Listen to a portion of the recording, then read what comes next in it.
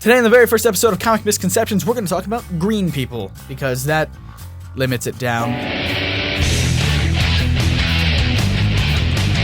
Welcome to Comic Misconceptions, a show that takes you into detail about the things you think you know about comics. I'm your host, Scott Niswander. Today, we're going to talk about Green Lantern. So, if you guys didn't know, I do a weekly-ish vlog on my other channel here called Scott's Thoughts, where a couple weeks ago I talked about Superman a lot, and you guys really liked it, so I thought I would do kind of a different weekly series strictly about comic books, and leave Scott's Thoughts for other things that I like to talk about, because I like to talk a lot, so I thought I'd make a lot of videos, or whatever. So I know that I was always skeptical jumping into the Green Lantern universe, because it seems a little chaotic, but with the New 52 relaunch, I decided to get some of my hands on that action, because why the F not? You don't know me. So for those of you who may be a little bit less aware of the whole Green Lantern area of comics, allow me to expand your mind, but not too much, or you'll end up looking like this guy. Remember that movie? So this week we're going to talk about all of the people who have taken on the mantle of Green Lantern for Sector 2814, which is Earth, and then next week we'll cover all of the other colors that aren't green, because, you know, learning. So the very first Green Lantern was not, in fact, Hal Jordan, as most people think. It was actually a guy named Alan Scott. Now, Alan Scott was very different from the Green Lantern, how we know him kind of today. There was a lantern containing a mystical green flame that found its way to Alan Scott after he was the sole survivor of a horrible train accident. And so the green flame said, hey bro, take me, make a ring out of me, and then you'll have superpowers. As you do. I mean, that's what happens. We all know that. So, of course, he followed the suggestion of the talking fire, as is probably a good thing to do in most scenarios. And then he became the first Green Lantern. Fun fact, last year Alan Scott was revealed to be gay by DC. Another fun fact is that the original weakness for Green Lantern was wood. And also, rainbows of the Lantern Corps. There's a joke there somewhere. You work it out.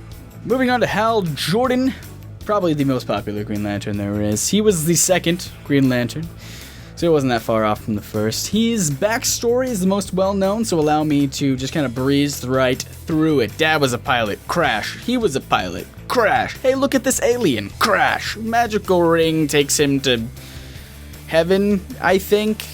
Oh, Michael Clark Duncan, you will be missed.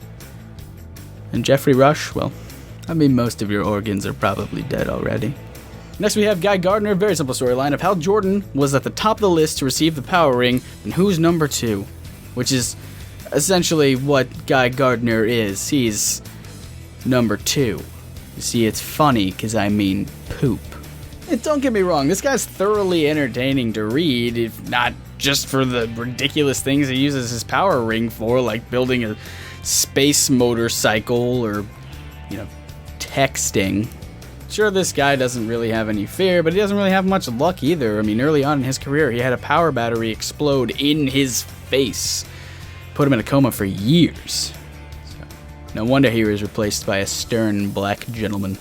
Which brings us to John Stewart. Johnny here was chosen to replace the sloppy pile of comatose failure that was Guy Gardner. You may have seen him on the Justice League TV show back in the day. That was a good show, wasn't it? But honestly, this guy's my least favorite Lantern. He's boring in comparison to the crazy hijinks his predecessor used to do. I mean, whatever happened to that guy? Oh, right, the coma thing. And now, we move on to my possibly favorite Green Lantern of all time, Kyle Effing Rayner. I'm pretty sure that's his actual middle name. I haven't checked, but you know. Do I really need to? This guy is the underdog of all of the Lanterns that led up to him. He was handpicked by Ganthet, who at the time was the last Guardian of the Universe, to basically undo all of the horrible things that Hal Jordan had done to the universe. Oh, did I not mention this? It's just a little thing. You know, Hal Jordan was possessed by a being of pure fear called Parallax, and basically they went on a balls crazy killing spree, destroying everything in their path. It's not that important. Back to Kyle, he's a struggling artist, which is there really any other kind, but a lot of his constructs, which are the things that you can make with the ring, a lot of his are very cartoony, which I like a lot. Unlike the other lanterns who don't know what fear is, I guess, he does. He knows it far too well, which is kind of what makes him more relatable to the audience, because as nerds, we face fear every day when we leave our computer screens. And finally, onto our most recent Green Lantern, Simon Baz. Now, we don't really know too much about this cool cat, but what we do know is that Simon is a young Muslim lad who stole a van to go street racing in, but it turns out the van had a bomb in it, but he didn't know about the bomb, so he tried to get it away from him, jumped out of the car, it exploded at some building. I can't really remember all of that, but basically he was arrested for being a terrorist and sent to Guantanamo Bay. But when something happens to Hal Jordan, not gonna say, because of spoilers, Simon gets Hal's ring, breaks out of Guantanamo Bay, beats up the Justice League, and a bunch of other stuff goes down harder than Jesus' abs. That is all the main Green Lanterns of Earth that we have to date. So join us next week when we'll be talking about all the different other lantern colors of the rainbow. But first, I want to hit you guys up with a comic book trivia challenge.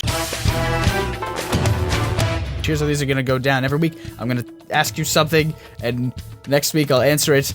It's not that hard, really. I don't know why I bothered to explain it. But basically, I ask a question, and you answer it in the comments, or tweet at me, and then who's the first person to get it right, I feature on the show. So there you go. Pretty simple. So today's trivia question is the Comics Code Authority, which, if you don't know what that is like the FCC for comic books, who had a ridiculously long list of things you couldn't do that was just outrageous. One of the things they wouldn't let you do is you couldn't use werewolves in comic books. So in 1969, X-Men number 60 created these creatures to try to get around this code, kind of a loophole type thing. What creatures were invented at X-Men number 60 to try and get around the no werewolves policy? Hit my microphone. Don't worry about that. That'll be it for this first episode of Comic Misconceptions. As always, I'm Scott Niswander. Thank you guys for watching. Make sure to check out NerdSync Productions on Facebook and Twitter. Make sure to subscribe here on YouTube. And we have some great videos coming out for you guys. If you like After Effects stuff, we got some After Effects tutorials. I just posted one, so go check that out. It's about explosions and fire and just awesome stuff. So go check that out. We got some nice prop builds from my buddy Josh. He's going to be doing some great stuff. We're putting together this first episode. Lots of cool stuff coming to you guys. We got some machinima stuff coming, hopefully. We got some great ideas, so make sure to subscribe and follow us and do all the internet things you can to make sure you get all the information about NerdSync, because we're going to be doing some really great stuff really soon. So thank you guys so much for watching, and we'll see you next time. These lights are very bright. They're bright. These lights are bright, and they're making me hot and sweaty. It's my new single coming out next week. Look for it on iTunes.